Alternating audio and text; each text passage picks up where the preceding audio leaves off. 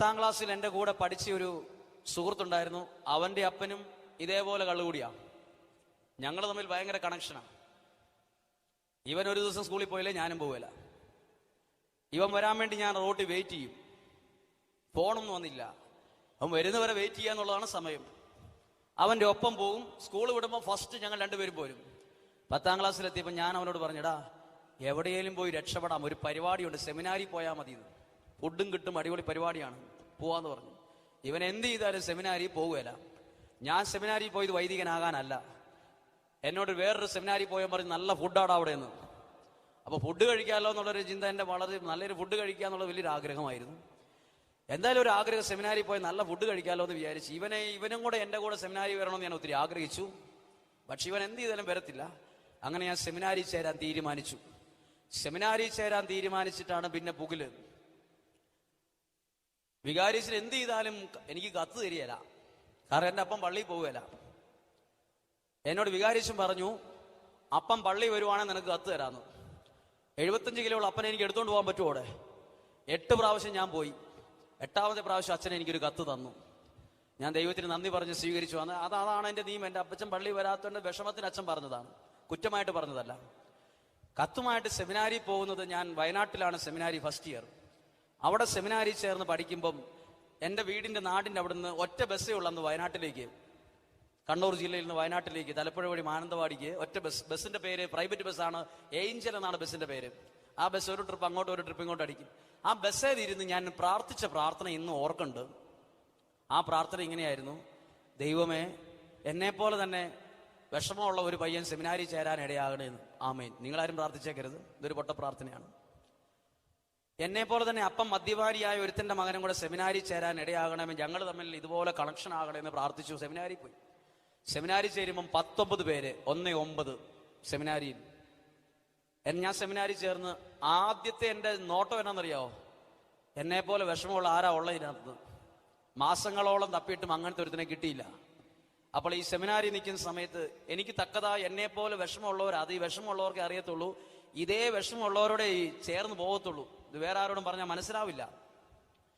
അപ്പോൾ ഈ വിഷമത്തോടെ സെമിനാരിയിൽ നിൽക്കുമ്പം കുറേ നേരം നോക്കി ആർക്ക് വിഷമമുള്ളൂ. 18 പേരും ഓൾറെഡി ഹാപ്പിയാ, വീട്ടിലൊക്കെ സന്തോഷമുള്ളവരുടെ വീടാണ്. അപ്പൊ എന്നെ ഈ സെമിനാരിയിൽ അത്താഴം കഴിഞ്ഞ് റിക്രിയേഷൻ എന്ന് പറഞ്ഞൊരു പരിപാടിയുണ്ട്, ഉല്ലാസം, ഒരു 1/4 മണിക്കൂർ വർത്താനം പറയുക. അപ്പൊ ഞാൻ ഈ വെളിച്ചത്ത് നിന്ന് എനിക്ക് വലിയ പരിചയമൊന്നുമില്ല. എൻ്റെ വീട്ടിൽ ഞാൻ 10ാം ക്ലാസ് വരെ പഠിച്ച സമയത്ത് സന്ധ്യ ആകുമ്പോഴേ അപ്പച്ചൻ മദ്യപിച്ചാൽ വരുന്നെങ്കിൽ അന്ന് കറണ്ടില്ല, വിളക്കൂതി റബ്ബർ ചോട്ടിൽ പോയിരിക്കുക എന്നുള്ള പരിപാടി. അതുകൊണ്ട് വെളിച്ചത്ത് നിന്ന് പരിപാടി ഇല്ലാത്തതുകൊണ്ട് സെമിനാരിയിൽ ഞാൻ തക്കതായ ഒരു കൂട്ടുകാരൻ ഇല്ലാത്തത് കൊണ്ട് എവിടെയെങ്കിലും ബാസ്കറ്റ് ബോൾ കോർട്ടിന്റെ ഏതെങ്കിലും സൈഡിൽ മൂലയിൽ ഇരുട്ടത്താ പോയി നിൽക്കാറുള്ളത്. ആരും മിണ്ടാറില്ല. ഒരെണ്ണെ ക്ലാസ്സിലെ ലീഡറിൽ ഒരുത്തൻ ചെന്ന് റെക്ടറച്ചോട് പരാതി പറഞ്ഞു, ഒരു പാര വെച്ചു, ഞാൻ ഇരുട്ടത്താ നിൽക്കുന്ന, അവൻ മിണ്ടിയായിരുന്നു. ഉടനെ റെക്ടറച്ച വിളിച്ചിട്ട് പറഞ്ഞു, ഇയാളെന്നാടാ കാട്ടിയാതെയാണോ എന്ന് ചോദിച്ചു. താൻ ഇനി മുതൽ ഈ വെളിച്ചത്ത് നിന്നോണോ എന്ന് പറഞ്ഞ് എന്നെ നിർബന്ധമായും വെളിച്ചത്ത് ട്യൂബ്ലൈറ്റിന്റെ ചോട്ടിൽ നിർത്തി. എന്നെ ഇവിടെ കണ്ടില്ലെങ്കിൽ അറിയിക്കണമെന്ന് വേറൊരുത്തന് ഓർഡർ കൊടുത്തു. അങ്ങനെ നിർബന്ധിച്ചാണ് ഞാൻ ഈ വെളിച്ചത്തിൽ നിൽക്കാൻ പഠിച്ചത്. അങ്ങനെ നിന്ന് 1 വർഷം കഴിഞ്ഞു. ഞാൻ വിചാരിച്ചു എന്നെ സെമിനാരിയിൽ നിന്ന് പറഞ്ഞു വിടും. വലിയ ഉറപ്പായിട്ടും പറഞ്ഞു വിടാൻ 100 കാരണങ്ങളുള്ള സമയമാണെന്ന് ഓർക്കണം. 100 കാരണങ്ങൾ സുഖമായിട്ട് എഴുതി പറഞ്ഞു വിടാൻ പറ്റും. ഞാൻ എപ്പോഴും ഓർത്തു പറഞ്ഞു വിടുമെന്ന് വിചാരിച്ചു. പറഞ്ഞു വിടരുതെന്ന് എന്തോ കാരണത്താൽ ഞാൻ പ്രാർത്ഥിക്കുകയും ചെയ്തു. 2ാം വർഷം സെമിനാരി ചേർന്നു. 2ാം വർഷം സെമിനാരി ചേർന്ന് ഞാൻ പഠിക്കുമ്പം അവനോ സെമിനാരിയിൽ പ്രത്യേകതയുണ്ട്. അവനവൻ്റെ പാൻസും ഷർട്ടും ഒക്കെ അവനവൻ തന്നെ അലക്കി തേച്ച് ഉപയോഗിക്കണം. ഞാൻ എൻ്റെ ഡ്രസ്സുകളെല്ലാം അലക്കിയിട്ട് വെയിലുള്ള സമയത്ത് ടെറസേൽ കെട്ടിയിരുന്ന ഒരു കയറുണ്ട്, കയറ് പല കയറുകൾ കെട്ടിയിട്ടുണ്ട്. അതിലാണ് തുണി എളുപ്പത്തിൽ ഒടുങ്ങാൻ കൊണ്ട് ഇടാറുള്ളത്. അപ്പൊ സെമിനാരിയിൽ അലക്കിയിട്ട് ഈ തുണി കൊണ്ടുപോയി തുണി ഇങ്ങനെ വിരിച്ചിട്ടുകൊണ്ടിരിക്കുമ്പം ഞാൻ കാണുകയാണ് എൻ്റെ ഒരു കൂട്ടുകാരൻ താഴത്തെ ടോയ്ലറ്റിന്റെ പുറകിൽ നിന്ന് ഭയങ്കര കരയാണ് ആള്. എനിക്ക് ഭയങ്കര സന്തോഷമായി. ഒരാൾ കരയുന്നത് എനിക്ക് വലിയ ഇഷ്ടമാണ്. അപ്പൊ എന്നെ ഇവൻ കണ്ടിട്ടില്ല. അപ്പൊ ഞാൻ ബാക്കി തുണി അവിടെ വെച്ചിട്ട് പുറകിലൂടെ ഒച്ചയുണ്ടാക്കാതെ സ്റ്റെപ്പ് ഇറങ്ങി ഞാൻ പതുക്കെ കറങ്ങി തിരിഞ്ഞ് ഇവന്റെ അടുത്തെത്തുന്നവരവൻ അറിഞ്ഞിട്ടില്ല. അടുത്തെത്തി ഇവന്റെ കയ്യെ കയറി ഞാൻ പിടിച്ചു. കയ്യെ കയറി പിടിച്ചപ്പോഴാണ് ഇവൻ ഞെട്ടിപ്പോകുന്നത്. അപ്പോൾ അവന്റെ കയ്യിൽ ഒരു ഇല്ലണ്ട എഴുത്ത്, പഴയ ഇല്ലന്റ്, ഇപ്പൊ ഇല്ല, എഴുത്ത്. അവനെ ഞാൻ കയ്യെ പിടിച്ച പാടെ അവൻ ആ ഇല്ലന്റ് ചുരുട്ടിയിട്ട് പെട്ടെന്ന് പാൻസിന്റെ കീശയിലിട്ടു. ഞാൻ ചോദിച്ചു, നീ എന്തിനാ കരയുന്നത്? എന്താ നിന്റെ വിഷമം? എന്താ നിന്റെ പ്രശ്നം? അവൻ 2 വരം കൊണ്ട് ഒരു കുഴപ്പമില്ലെന്ന്.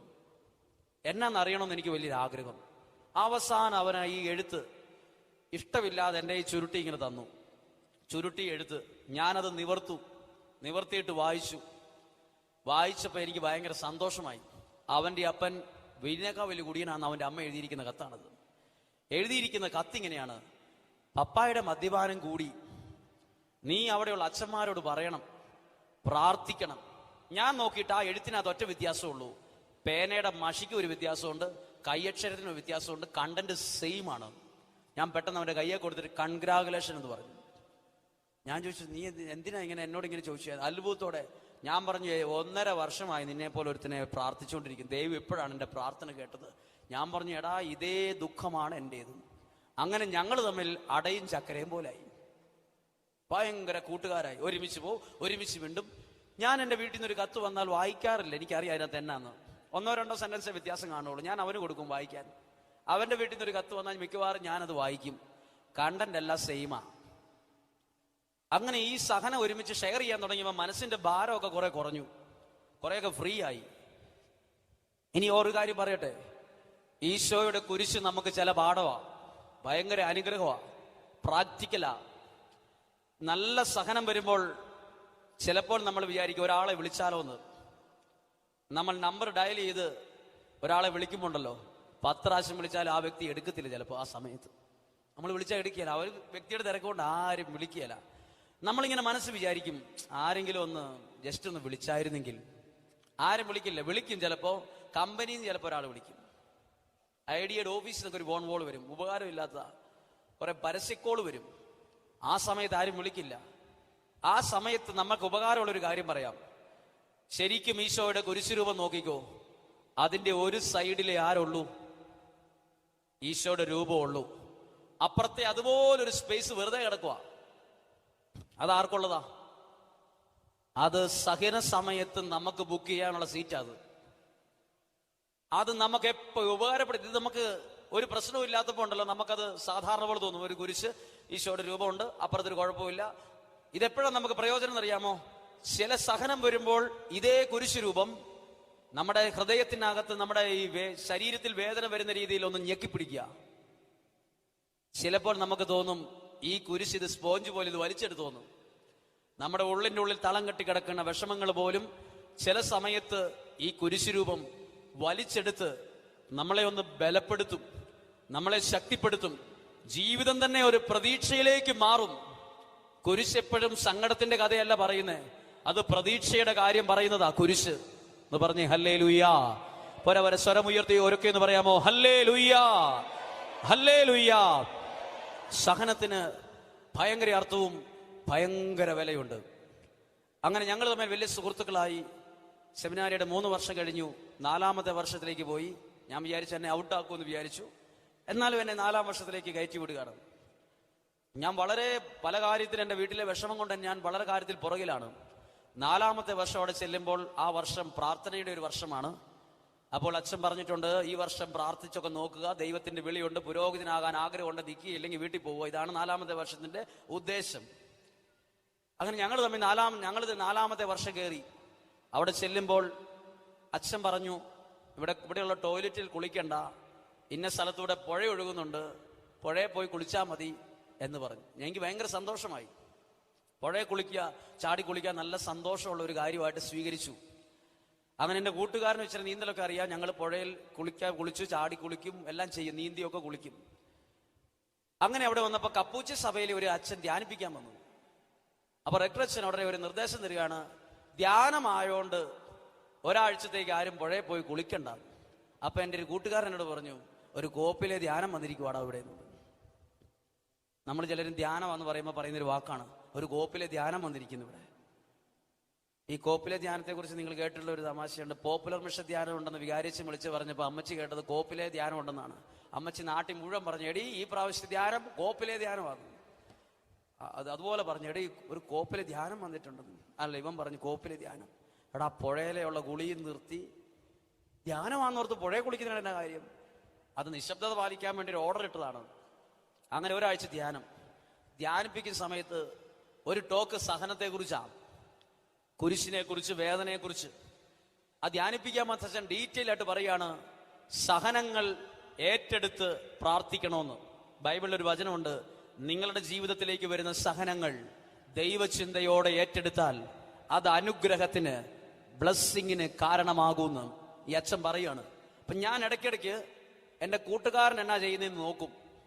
എൻ്റെ കൂട്ടുകാരൻ അവൻ IAS പഠിക്കുന്ന പോലെ എഴുത്താണ്. അപ്പൊ ഞാൻ ആക്ഷൻ കാണിച്ചു ചോദിച്ചു, എന്തുവാടാ എഴുതുന്നേന്ന് ചോദിച്ചു.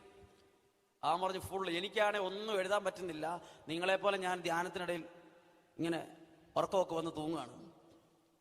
ഇവൻ എന്തൊക്കെയോ വേറൊരു മഷി കൊണ്ട് വരച്ചു വെക്കുന്നു. എനിക്കിത് കോമഡി ആയിട്ട് തോന്നി. ധ്യാനമില്ലാത്ത സമയത്ത് ഞാൻ നോക്കിയപ്പോൾ ചില പോയിന്റുകൾ അവൻ വേറൊരു മഷി കൊണ്ട് വരച്ചു വെച്ചിരിക്കുകയാണ്. ധ്യാനം 5 ദിവസത്തെ കഴിഞ്ഞു. അച്ഛൻ പറഞ്ഞു, ഈ ധ്യാന ദിവസങ്ങളിൽ പുഴയിലൊന്നും കുളിക്കാൻ അവസരം കിട്ടാത്തതുകൊണ്ട് ധ്യാനം കഴിഞ്ഞ് ഇന്ന് അവധിയാണ്, ഒരു 1.5 മണിക്കൂർ കുളിച്ചോളാൻ പറഞ്ഞു പുഴയിൽ. ഞാനും എൻ്റെ കൂട്ടുകാരനും ആദ്യം ഓടി, പുഴയിൽ ചാടാൻ വേണ്ടി എല്ലാവരേക്കാൾ മുമ്പിൽ ഓടി. അവിടെ ചെന്നപ്പോൾ ഞങ്ങൾ തമ്മിൽ ഒരു ധാരണയാവുകയാണ്, നമുക്ക് ആദ്യം തന്നെ ഓടി അങ്ങ് ചാടിയേക്കാം. അപ്പൊ ഈ ചാടുന്ന സ്ഥലം സേഫാ, അവിടെ ധൈര്യത്തോടെ ചാടാം, പേടിക്കാനൊന്നുമില്ല. അപ്പൊ ഞങ്ങൾ ഡ്രസ്സൊക്കെ മാറി ചാടാൻ നിൽക്കുമ്പോൾ ഇവൻ മുന്നിലാണ് നിൽക്കുന്നത്. പലവട്ടം ഇവൻ ആക്ഷൻ കാണിച്ച് ചാടാൻ നിന്നപ്പോൾ ഞാൻ ഇവന്റെ ഒരത്തെ പിടിച്ചു, ഒറ്റ പൊടാ അവിടെ നിന്ന് പറഞ്ഞു, പോയി ചാടാന്ന് പറഞ്ഞു. ഇവനെ തള്ളി, ഇവന് തള്ളിയിട്ട് തെറിച്ച് പോയിട്ട് വീണ്ടും പറയും, ഇവൻ ആക്ഷൻ കാണിക്കുക, റെഡി 1 2 3 ആവുന്നുള്ളൂ.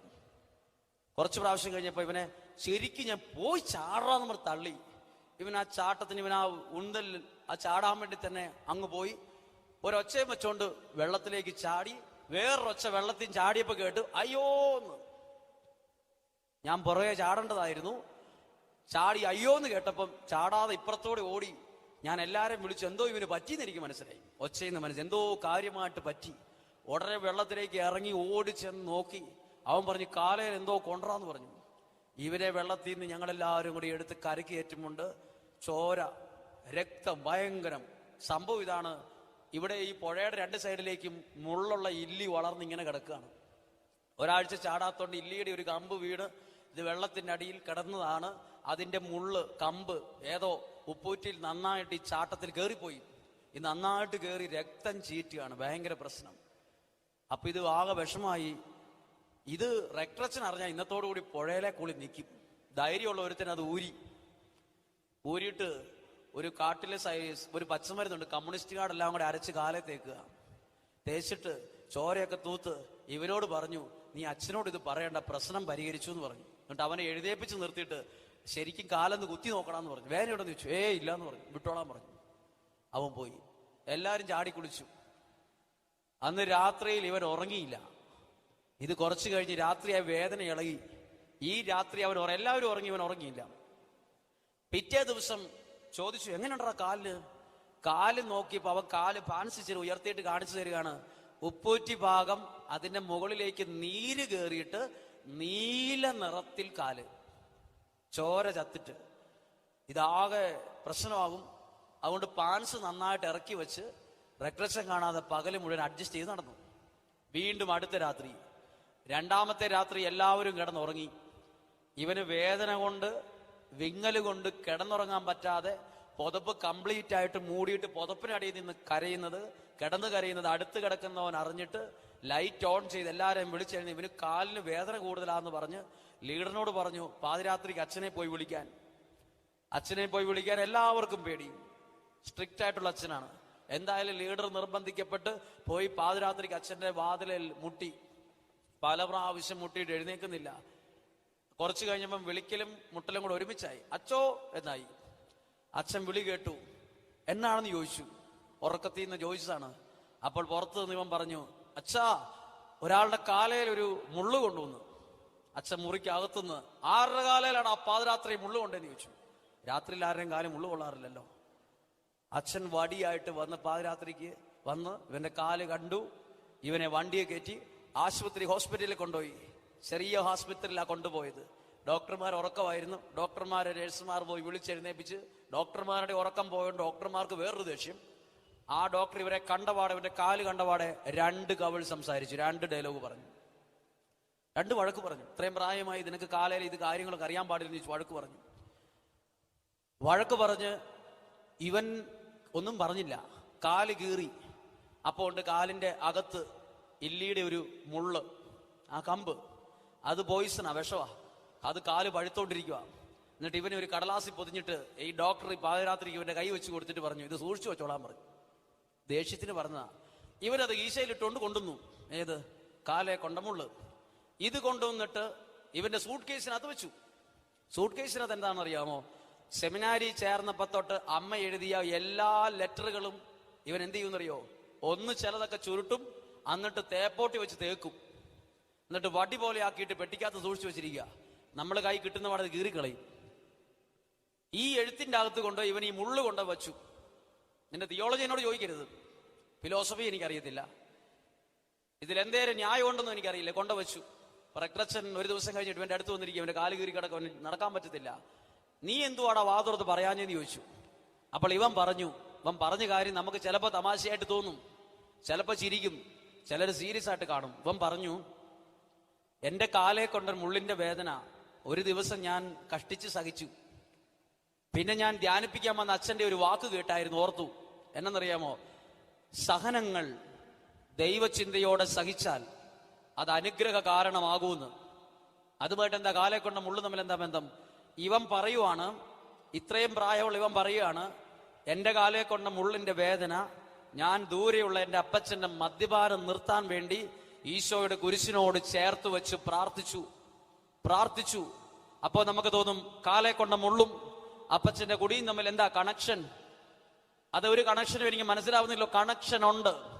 ഈശോ കുരിശിൽ ചിന്തിയ ആ കുരിശിന്റെ വേദനയും 2019 ജീവിക്കുന്ന നമ്മുടെ സഹനവും തമ്മിൽ കണക്റ്റഡാ. നമ്മൾ തമ്മിൽ ബ്ലഡ് റിലേഷൻ വരെ ഉണ്ട്. നമ്മൾ തമ്മിൽ ബന്ധുക്കളാ കേട്ടോ. എങ്ങനെയാ? ഈശോയുടെ രക്തത്തിന്റെ താഴെ നമ്മളെല്ലാം ഒരുപോലെയാ, പൈസക്കാരൻ പാവപ്പെട്ട വ്യത്യാസമില്ല. ആ ബ്ലഡിൽ നമ്മൾ വളരെ കണക്റ്റഡാ. ശരിക്കും പറഞ്ഞാൽ നമ്മളെല്ലാം ഒരു ഫാമിലിയാ. നമ്മൾ തമ്മിൽ ബ്ലഡ് റിലേഷൻ ഉണ്ട്. ആ ബ്ലഡാണ് ഈശോയുടെ രക്തത്തിന്റെ ബന്ധം. പറഞ്ഞേ ഹല്ലേലൂയ. നമ്മൾ പ്രാർത്ഥിക്കുമ്പോൾ പല വീട്ടിൽ നിന്ന് പല സ്ഥലത്ത് ഒരു സ്ഥലത്ത് വന്നതല്ല. ഇതൊരു ആത്മീയ കുടുംബം, സ്പിരിച്വൽ ഫാമിലി എന്ന് പറയും. ആത്മീയ കുടുംബമാ. കുടുംബത്തിലെ ആൾക്കാരാണ് ഇവിടെ ഇരിക്കുന്നത്. ഒരു വീട്ടിലുള്ളവരോടാണ് ഈ കാര്യങ്ങൾ പറയുന്നത്. ശരിക്കും ഒരു ഷെയറിങ് പോലെയാ ഇത്. വിഷമമല്ല, അതിലൂടെ ഞാൻ കണ്ട ദൈവത്തിന്റെ ജീവനുള്ള കരമാ നിങ്ങൾക്ക് പരിചയപ്പെടുത്തുന്നത്. എന്റെ സഹനം കേട്ട് അയ്യോ പാവോ ആരും വെക്കരുത്, അത് പ്രതീക്ഷിച്ചല്ല ഇത് പറയുന്നത്. അയ്യോ പാവോ ഒരച്ഛൻ പറയരുത്, അത് പറയാൻ വേണ്ടി അല്ല ഞാൻ ഇത് പറയുന്നത്. ഇത് പറയുമ്പോൾ കൊടുങ്കാറ്റടിച്ചപ്പോൾ പോലും ഇളകിയ വള്ളം മറിഞ്ഞില്ലെന്ന് പറയുന്നില്ല, മറിഞ്ഞിട്ടില്ല, മറിയാതെ പിടിച്ചു നിർത്തിയ ഒരു ദൈവകരം സൂക്ഷ്മതയോടെ വചനം വായിച്ചാൽ കാണാൻ പറ്റും. ഇതുപോലെ ഞാനും കണ്ടിട്ടുണ്ട്. പല പ്രതിസന്ധികൾ ഉണ്ടായപ്പോഴും, മരിക്കണമെന്ന് തോന്നിയപ്പോഴും, ഇതിന്റെയൊക്കെ അർത്ഥം എന്നാണെന്ന് ചിന്തിച്ചപ്പോഴും ജീവിതത്തെ ഇങ്ങനെ കൊണ്ടു നടത്തിയ ദൈവത്തിന്റെ കരം സഹനങ്ങളിൽ മറിഞ്ഞു പോകാതെ, വേദനകളിൽ വീണു പോകാതെ, പ്രതിസന്ധികളിൽ തകർന്നു പോകാതെ, തകർന്ന് പൊടിയായി പോകാതെ ഇങ്ങനെ കൊണ്ട്, ചിലപ്പോ പറയില്ലേ നൂൽപാലത്തിലൂടെ എന്നൊക്കെ. നൂൽപാലം നമ്മൾ പോയാ വീണു പോകും. അതിലൂടെ ചിലർ പറയും കഴിഞ്ഞ 1-2 വർഷമായി ഇനി നൂൽപാലത്തിലൂടെയാ പോയെന്ന്. അതുപോലെ ദൈവം നമ്മളെ കൊണ്ടുപോകും. ഒരു കരം ഉയർത്തി ഉറക്കിയെന്ന് പറഞ്ഞേ ഹല്ലേലൂയ.